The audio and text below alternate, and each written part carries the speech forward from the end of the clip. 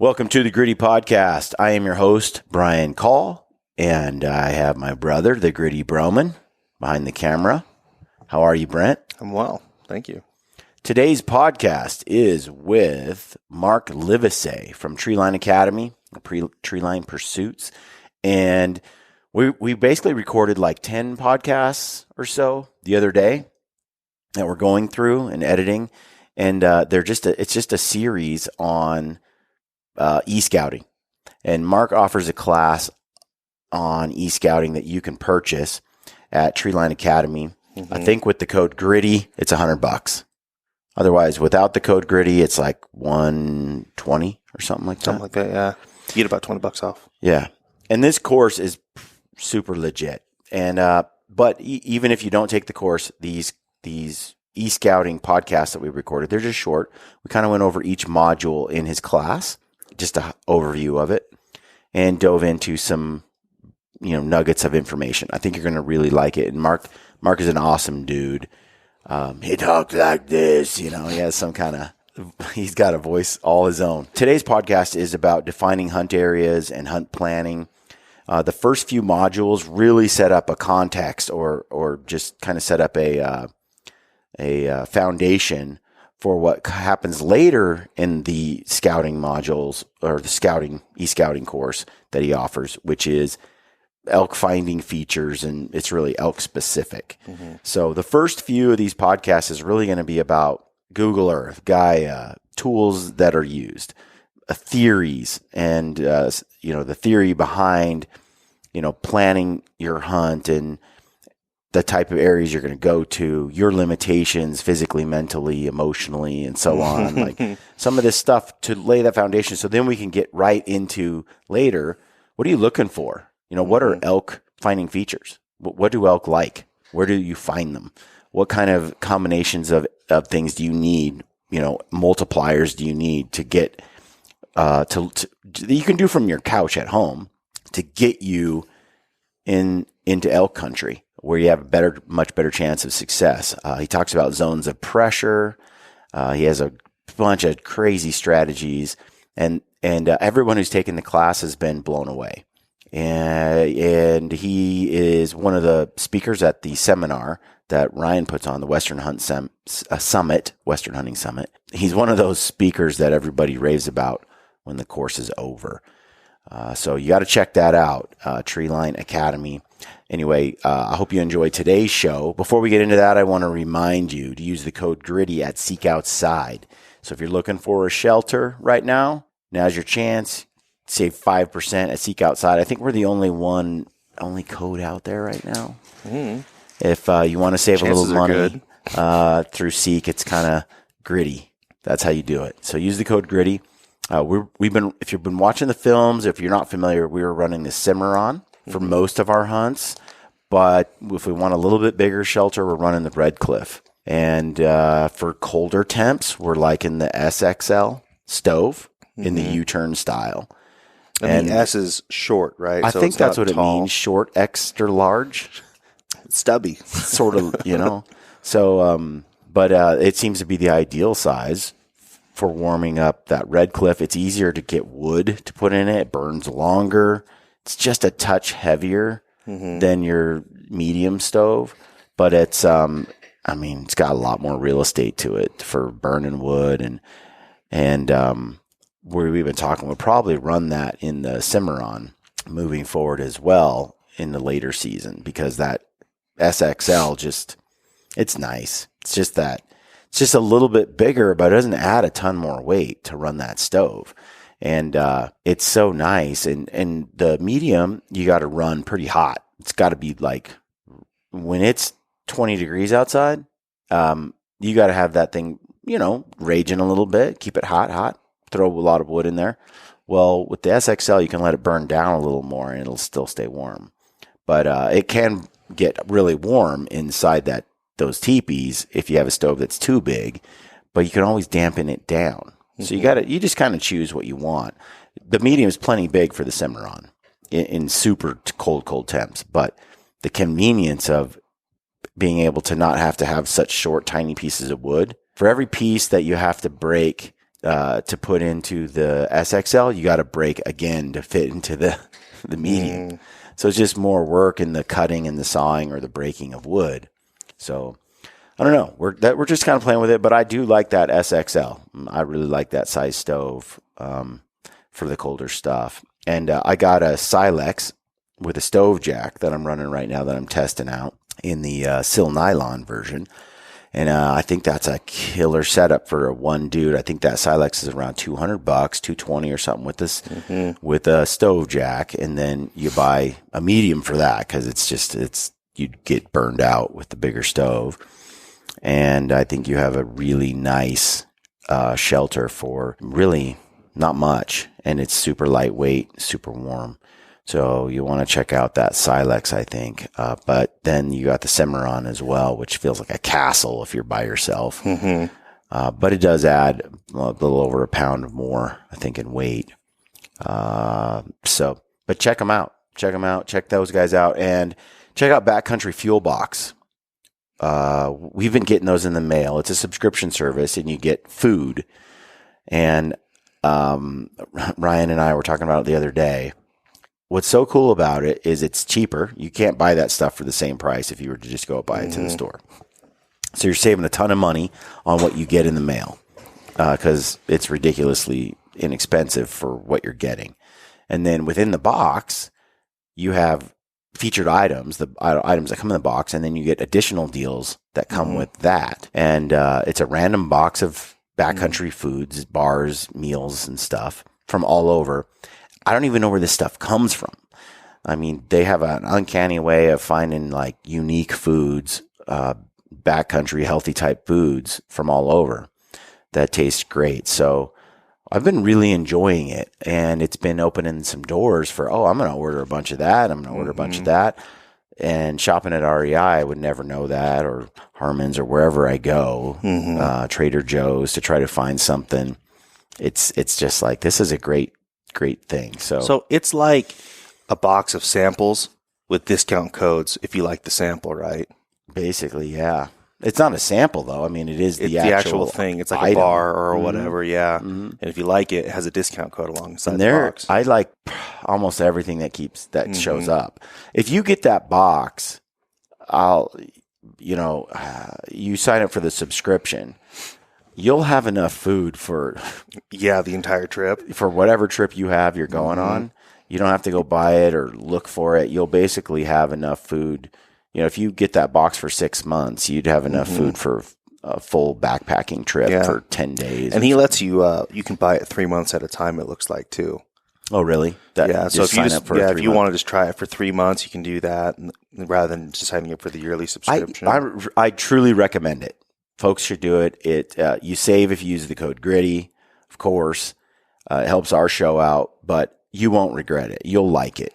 I'm certain you'll like this fuel box. Like meat bars. Yeah, jerky. It's like jerky. And I mean, it's just a random set of like very nice backcountry food. And at prices you can't get it otherwise, and with deals and additional deals and discounts. It's a great deal for everyone involved. I love food, and I like gear, and I like gear food. Yeah. So check that out. The other thing to check out is Alpaca Raft. We've been leveraging those rafts for a ton of our hunts. This e-scouting course combined with a raft, you can really figure out some creative places to go hunt and get it back into, whether it be in Canada or the U.S. or whatever.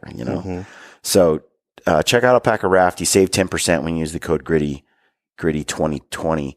I think we're gonna have to update that code, but it's GRITTY 2020. Until further notice. And then use the code GRITTY at Peaks Equipment and get yourself some sissy sticks. Those trekking poles are money. They're excellent. Carbon fiber upper, aluminum lower. I was talking to the folks at Peaks the other day, and they were saying that they have like less than a 0.005% return rate or something. Any carbon fiber can break pretty easy, and aluminum can bend. But you use these poles. I've been using the same poles for a couple of years now, and I beat the crap out of them.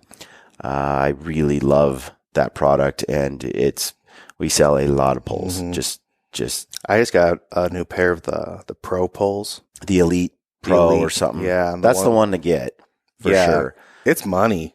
I like the fact that it has a ridiculously long handle. I love that pole. And then Peaks has now come out with gaiters. And Ryan and I have put those gaiters through the test. We've beat the crap out of them.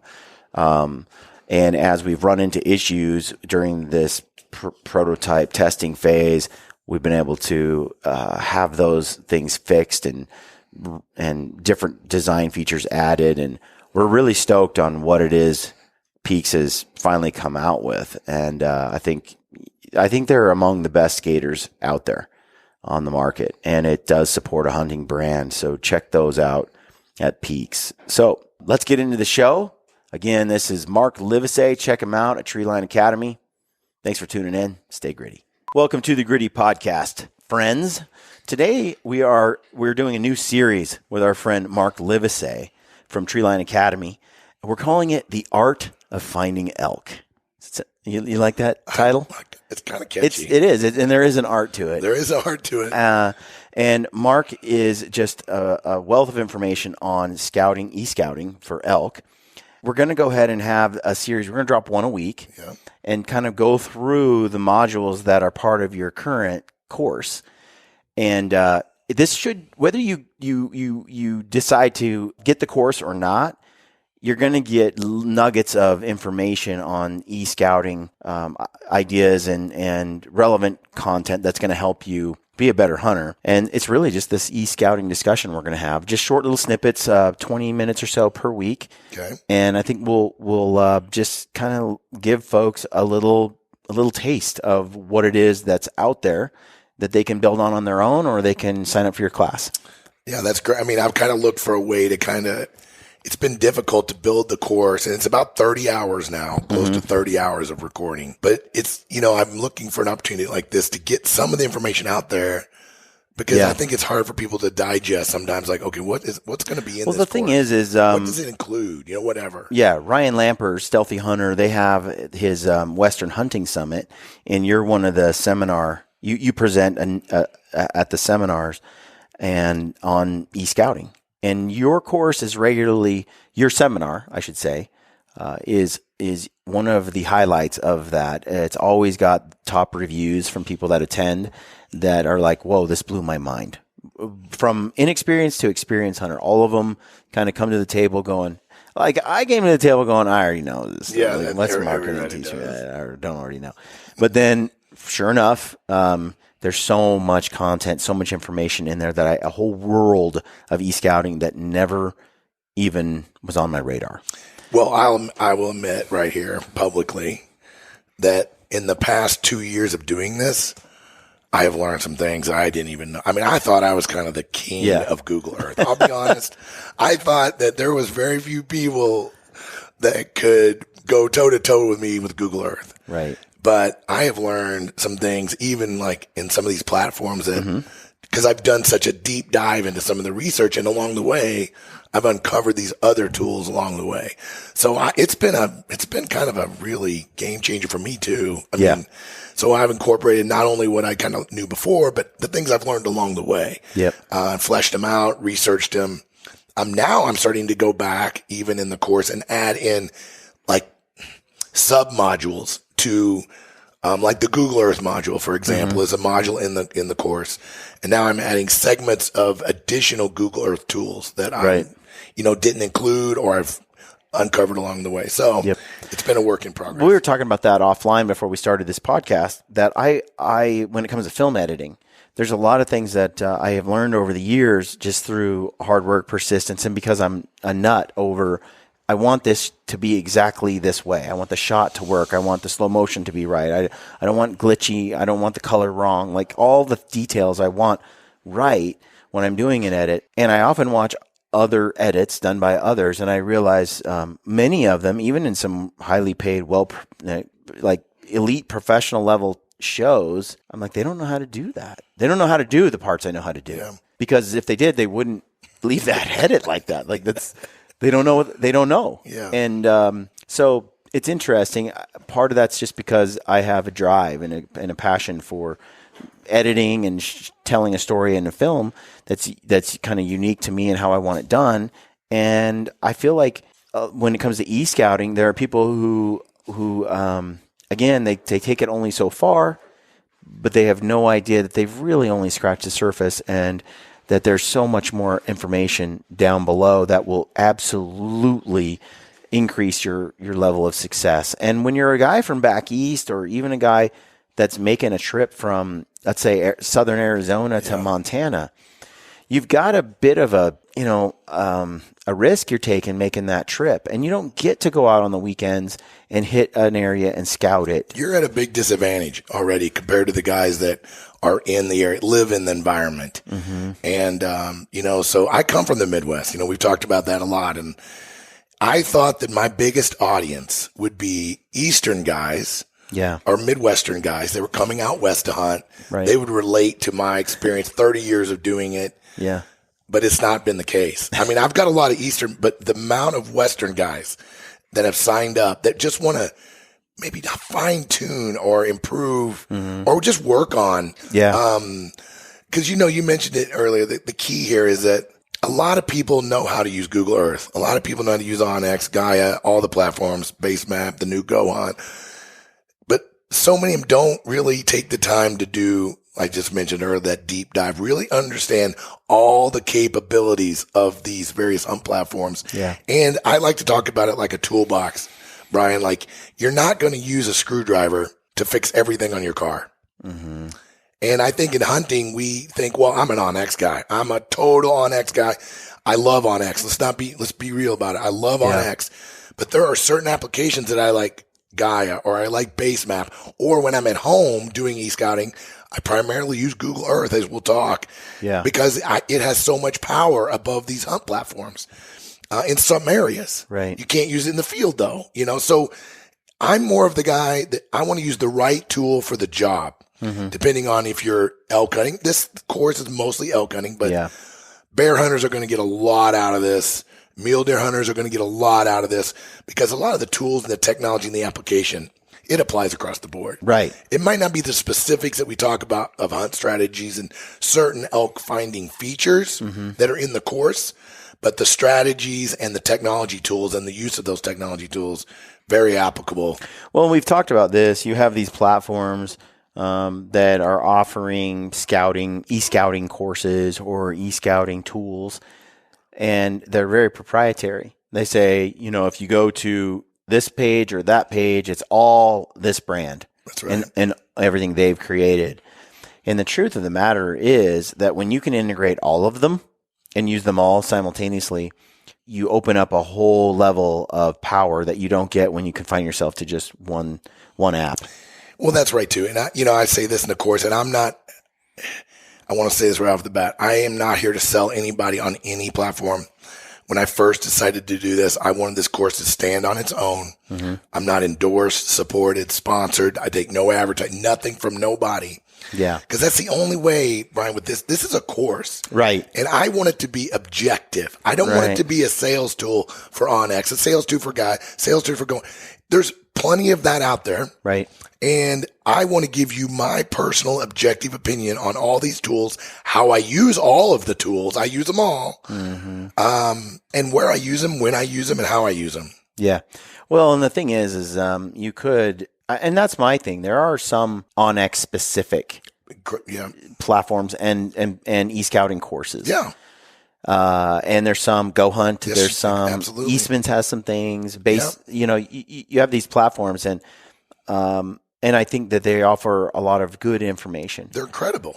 But by being independent, where you can use whatever you want for the right tool for the right job, has been cool. Like, I have the freedom to do that as well. Yeah. I'm not sponsored by any of those scouting companies, and I do have a budding relationship with Garmin, and always have. Yeah. I mean, I started shooting the Garmin Zero bow sight the day it came out. Like, I did the prototype stuff in Texas and shooting pigs and stuff down there. It's the first time I'd ever gone to it was just to shoot animals with this new sight, just to see it. I got all kinds of heat from that, by the way.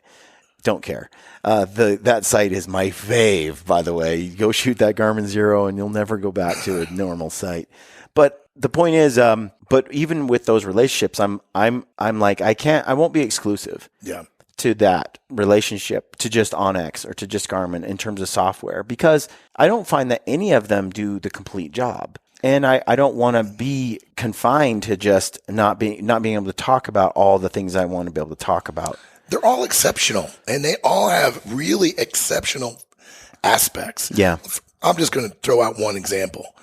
Onyx, when it comes to private land, when I'm navigating private land and motor vehicle roads, when I need to know what roads are open, and I'm really important while I'm on the hunt, like when I'm out eastern Montana, for example, a lot of private land, a lot of borders, Onyx is my go-to. Checkerboard. Go-to. Yeah.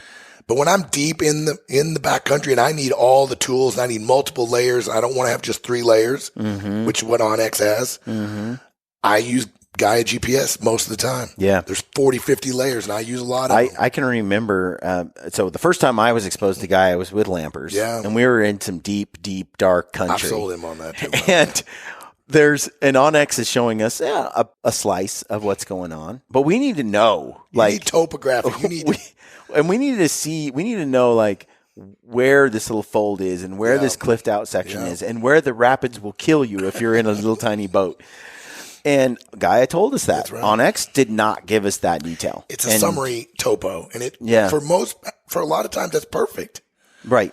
But in super steep country, it's not. No, especially when it's flat, steep country. You know what I mean? Because it only takes 40 feet and you could die. That's right. Right? But on a topo map, it's like they don't care about 40 feet and under. They care about, 100 feet increments. Yeah. And so having those different tools is really powerful. So that said, we're going to do this little course where we're going to do a 20-minute show or so where we go through each of these modules and kind of touch on the reason why you have this module, and kind of give people an idea of what the surface, at least, of what it is, and if they want to dive deeper, they can. Yeah. So the first one, episode 1, that's right now. We've been going on for, I don't know.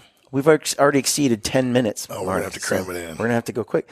But and this is an important one, too. Dang it. You're fine. If it takes 30 minutes, no one's going to cry. Defining hunt areas and hunt planning. That's a first module. Tell me about that. Well, that's the first hurdle that I try to get over in the course. Is the entire course is set up around developing a master, if you want to call it, or a strategic hunt plan.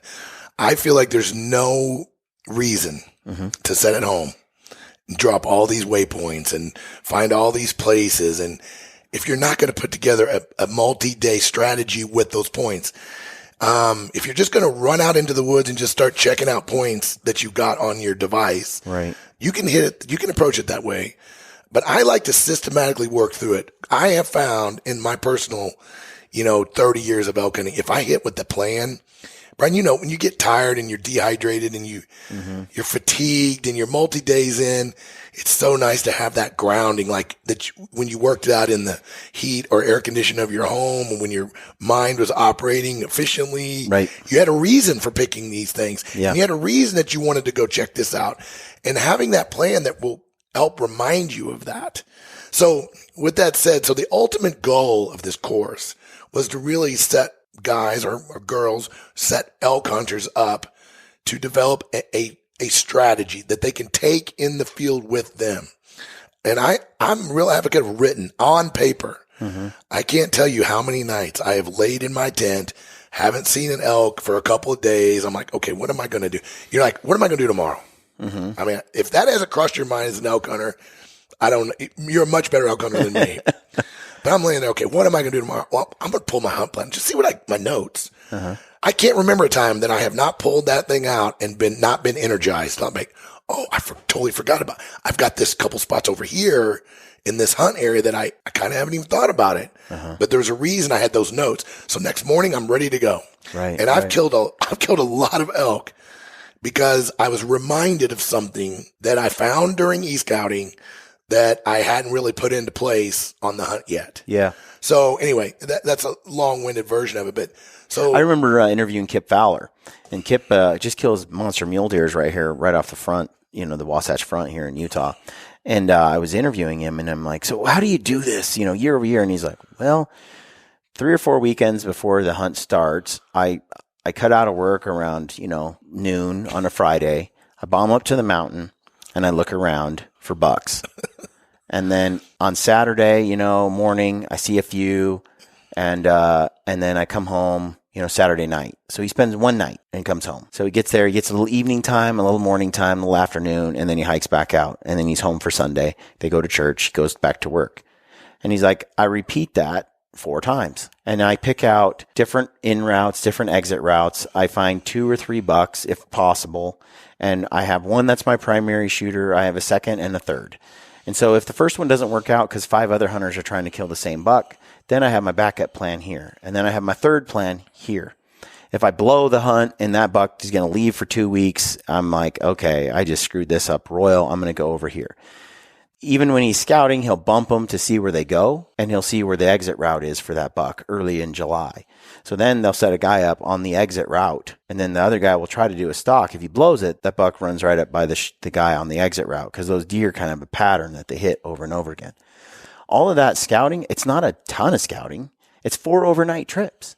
But it's 4 overnight trips. You got to be there to do it. But you got to be there to do it. But the concepts are still the same. Yeah. Except for elk move around a little more than mule deer do. True. During different seasons. Well, when they're in velvet, they kind of get into these stationary patterns a bit, I think. But elk definitely, once that rut begins, they're going places. Where they're at when you're just looking for different things, though. Right, that's right. The concepts are still the same. Right. You can do a lot of that, your 4 locations or your 6 locations, from the comfort of your couch, without doing what Kip is doing. Yeah.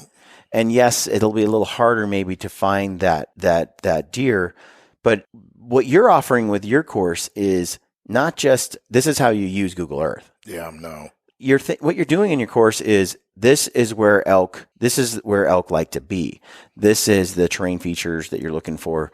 This is the time of year, what you're looking for. This is where elk migrate from here to here, these kinds of areas.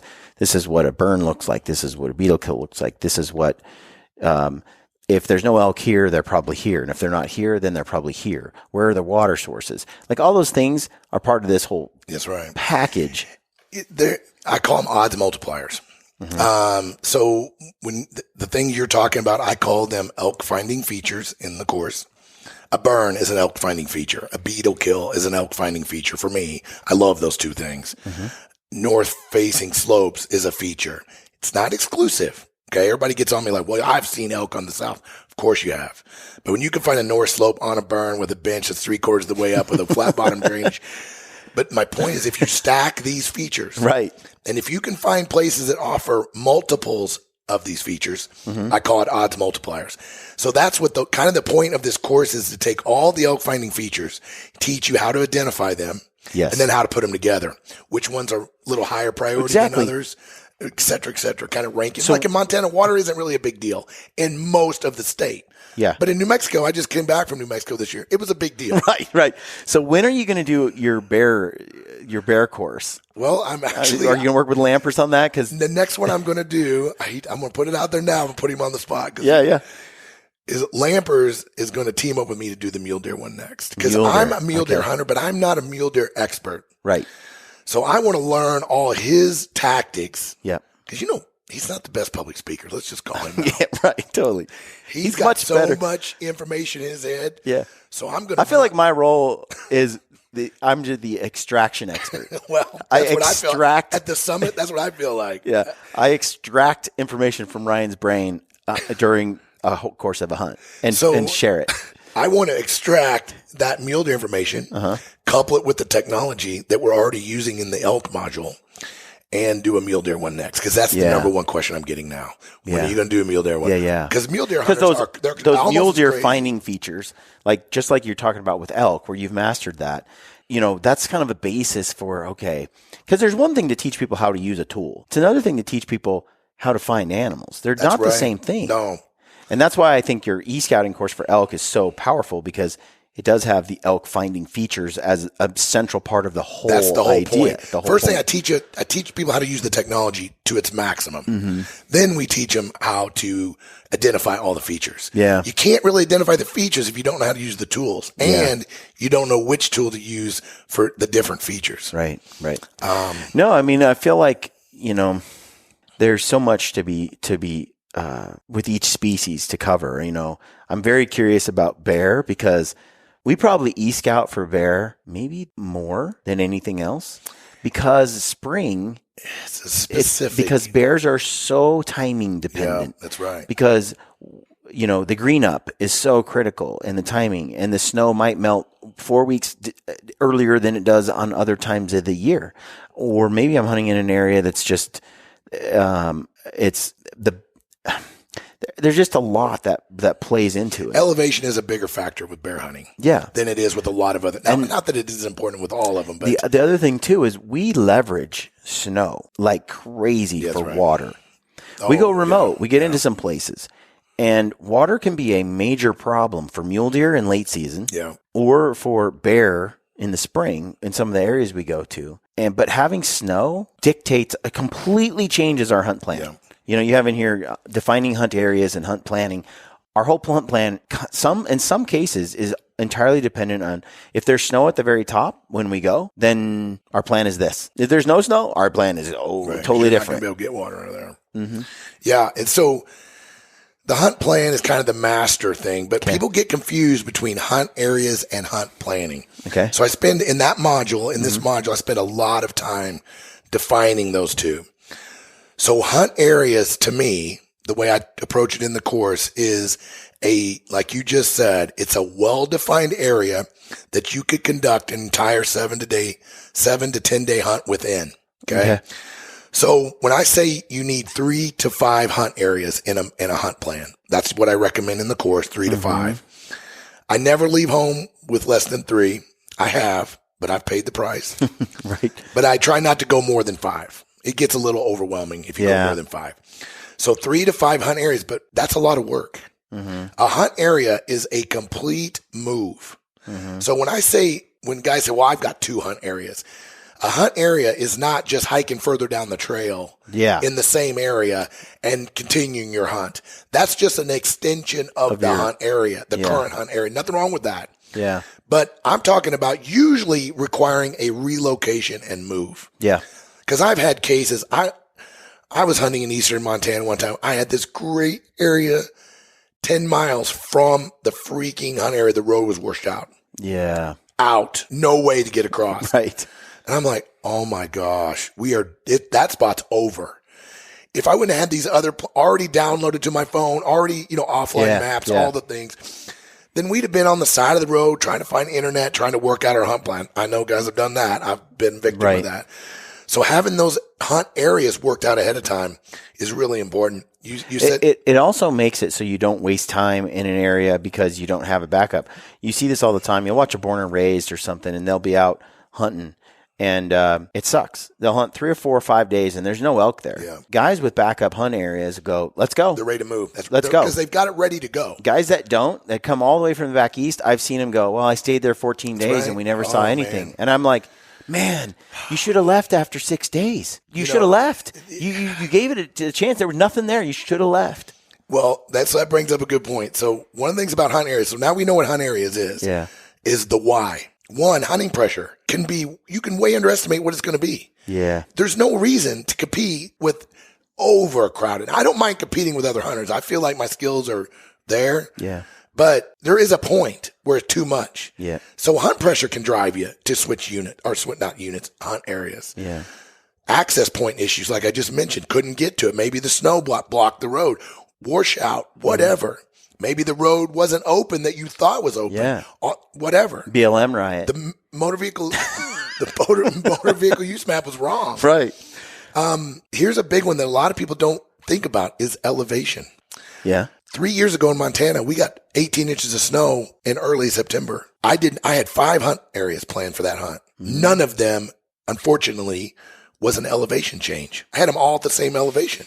Oh. So I had to go into town and work out a whole new area because we needed to get to the elk were not hanging out there. They had moved a little bit. They had moved out of these areas. Yeah. Or moved up. I think for mule deer, that's one thing I'm really keen on is how they migrate from higher elevation to lower elevation.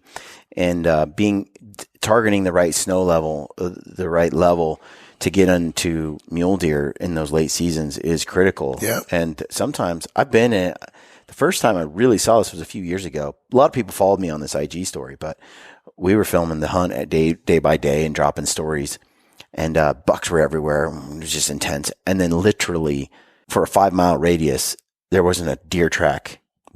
Like overnight, gone.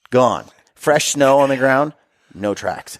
And the bucks didn't move. There was nothing for 3 or 4 days and I was like, where are they? Did they just hunker down or did they leave? Which one was it? I spoke to a few deer biologists and they were talking about thermal regulation. And that sometimes when you have a cold snap like that and the barometric pressure changes and so forth, you have one of two things. The deer did migrate further downward because of that pressure and kept moving, or their instincts, their bodies tell them you have a better use of calories at this point to hunker down for 2 days, 3 days, and just lie still, thermal regulate, and then get back up and move again in a few more days when that pressure changes. But regardless, you've got to know what to do in those situations. Move up, or have move a plan, down, or have a plan. Yeah. So one of the things I recommend, of course, too, is always have at least one hunt area that is a pretty significant elevation change in your pocket, ready to go. Mm-hmm. Because I've learned my lesson on that elk hunt. And I don't know, maybe that was the same case. These elk, I don't think they left. But we could not. We were in elk. Yeah. When we got the snow, it turned into quiet, no bugling, no tracks. Yeah. It's almost like either they shut off or they moved. It didn't matter. Yeah. We were not running into elk, and we had 7 days on this hunt. Yeah. So we decided we need to make a move, but it cost me almost a day and a half because I had to go back and redo another hunt. I had to figure out another area at a different elevation. Right. So all these things you're covering in these defining the hunt area module and the hunt planning, and we should say this is a course. Like, this is a professional online class. This is a long course. So if you want the summary, if you want just kind of a few tips, it's probably not your thing. Yeah. But if you want to dig in deep and you want to know, like, this particular module is over an hour, I think. Just this. So far, though, the reviews are ridiculous, and what people learn is changing. You know, there's enough summary things out there. There's a lot of great things out there that, like, will say things like, fires are relatively new fires are elk magnets. Mm-hmm. Okay. Yeah. Great. That's a great tip. But how do you approach that fire? What kind of edge habitat are you looking for? What kind of entrance and exits out of that fire are you looking for? How much hunting pressure is going to be in that? That's right. What kind of access? What kind of access does it have? Was it logged? Is it covered with logging roads, or is it one that's not been logged? So, and evaluate how much timber's on the ground. Not many hunters I have found look at that. Like, they'll look at Google Earth and they'll see an image from 2016 and it'll look at this burn. It looks amazing. Timber's still, looks great. And you get there. Well, that's 5 years old. Yeah. Now the timber's all on the ground. It looks like Tinker Toys. And it's a problem. Yeah. But so I go through how to do that, techniques on how to use the historical timeline slider in Google Earth, things like that, to help you figure out what stage is this burn in. Yeah. And so I think you get my point. It's a deep dive into the topics. Well, this has been useful. I think people get their ideas going. And the next one we're going to cover is elk hunting realities and limitations. So that should be interesting. Most people skip that. Yeah. They skip that module a lot because what people also don't realize. This should be like old man wisdom. Like, this is wisdom. Don't skip it. Yeah. Because I'm telling you, don't skip it. But most people don't realize I can see every module and the progress of each person. Yeah. 50% of people skip it. They're like, I know my realities. I know my limitations. It's worth doing. Yeah. There's a lot of information there. I think understanding that is critical, especially given that an elk is such a large animal. You know, it's not like shooting a deer. This is a whole new ball game. And so there are some limitations to how far you can go in and how you can get the animal out and how many days of time do you have to dedicate to this hunt versus the pack out, because it's its own thing. That's right. People asked me this year, they were like, people brought up, me packing my elk out. I didn't have to do any solo elk hunt pack outs this year. I did the year before. It was 3 trips. It took me 2.5 days. when I mentioned this, people were asking me, well, how was Ryan going to get out his bull if you didn't help him? I'm like, he was going to spend 4 days packing it out. That's right. That's what he does. 4 days. And they're like, but it was like 12 miles in. Yeah, that's what he does. 12 miles in and 12 miles out. That's not that unusual for Yeah, Ryan. it's just like you just do like 3 loads like that over 3 days. Big deal. He's getting older though. Mm-hmm. My wife was watching last night. She was watching the hunt film I released last night, and she was watching it, and she's like, "You guys didn't eat?" I'm like, "No, it's dark now." I'm like, "Yeah, we ran out of food the day before." She's like, "And then you just went and chased an animal and hunted it and killed it, and now you're eating just the meat from the animal?" I'm like, "Yeah." And the next day, how far do you guys have to hike? Long way, all day without any carbs, 2 days in a row. And I'm like, yeah. She's like, I don't understand how you guys do it. I don't know. And I told her, I go, you know what? It's not even at this point, I feel like there's a pace that I can hike every day, all day long at that weight and that pace. And from morning till dark, I just know that I can move this load without stopping. Well, that's the point. You understand your limitations. And so I don't sit there and go, what if I bonk? Or that's not even a question. I know I can go without food all day long for a couple of days. This year's mule deer hunt crushed me because we got back in there really far. And I decided, because this is sort of experimenting with your abilities and limits. And I was like, Ryan, I'm only going to bring 2 pounds of food a day, 1.8 pounds of food per day. I don't even care what's in the mix. I'm just going to bring that much weight per day. I don't know how many calories. I'm not going to bother. I just weighed it out. 12 days of food. Well, I'll tell you, that wasn't enough food. And with 4 days left, I was pretty much out of food. Oh, man. And Ryan's not going to give you any food. Because Ryan is independent. Yeah. Ryan is extremely independent, and he doesn't, he's not going to ask you for food either when he runs out. So you better not ask him for food if you run out, like he wouldn't ask you. And I already know that going into it. Ryan's not going to take care of me. I'm only going to take care of me. And so when we get back in there and we're doing that, I knew going into it, I could run out. I was gambling that we'd kill something. And we didn't. And, we're sticking it out extra days because we still haven't tagged out. And you're kind of hoping you kill something so you have something in your belly as you hike out. But it didn't work out. I ended up being really, the first day I'd had no food. I was like, I wonder how this is going to go. The second day with no food, I was like, I feel pretty good. The third day with no food, I'm like, I feel fine. I'm skinny. I'm losing weight quickly, but I feel great. And then we hiked out, and Ryan will say that it's the fastest I've ever hiked in my life. And it's true, because we had all this food back at the base camp at the truck. And I was hauling ass out of there because I hadn't eaten, and this is my 4th day. Then I got there and I realized, no, I can go without food for days and hike at a high level each day. And so long as I have water and I have electrolytes of different types, I'm pretty impressed with what I can do. And having done it, now when this happened on this other hunt and we were out of food, I was like, well, 1 day without food's nothing like 4 days without food. Big deal. I'll roll. But you know it. See, I know that's the thing. You've been lucky enough that you've been able to test it. Yeah. And so you know your limitation. And I'm different. Like someone else's body might be different. Like the bonk would be, and when I used to do triathlon, they'd call it the bonk. And when you're in that depleted state, some people can't mentally function very well. Yeah. It's not that they're physically not able, but their mind starts going a little and they make bad decisions and things like that. And so, but you kind of know what you can do because you've tested the limits. But a lot of guys taking my course haven't been in that position. Well, and I'm not. And the questions haven't been asked. Yeah. They haven't asked themselves these questions. Yes. So what I'm trying to do here is just make you aware that you need to understand your limitations. Yeah. Not just nutritionally, physically, mentally. Yeah. Fear is not, guys don't like to talk about it. Yeah. But it's real. You hunt in grizzly country? Yep. Really? Yep. I mean, have you had a conversation with yourself? Yeah.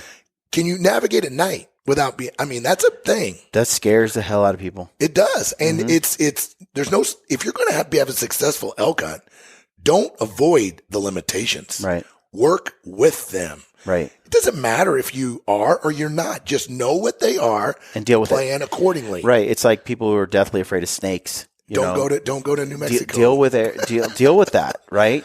One way or another. Know those limitations, and then otherwise, what you do is you get out there and you're like, this place scares me. It's too daunting. I'm alone. I'm too far from civilization, and there's grizzly bears. I'm out. Yep. And they quit. Yep. And so knowing those limitations, I think, is valuable. I will say, like, I'm not Superman either. Like, I've done some hikes where I've had plenty of food, tons of sleep, everything's dialed, and I've gone straight up at a certain pace that's not my pace, not my thing. 3 hours later, I've gotten there and fallen down on the ground and had to like eat sugar like crazy, and I'm like weak and feel like puking. And I know now, like, a pace that I can do that all day and a pace that I can't. Like, you learn your body as you push it, you know, and so I do know a lot of these limitations, and I know what I can do all day, every day, and then what I can do for 2 hours and what penalty I'll pay if I redline further than that for too long. Right. Like, you learn that stuff, and it's powerful information. A lot of this I did learn too from doing CrossFit in a gym, in a controlled environment. You know? And there's not, you know, I think you did triathlons. Yeah. I mean, but I did triathlons in my 30s and 40s, or right up to 40. I'm 55. Right. So there's a change. There's new information. There is new information that I had to change my style. Yeah. My mind says, yeah, that's not a problem. Right.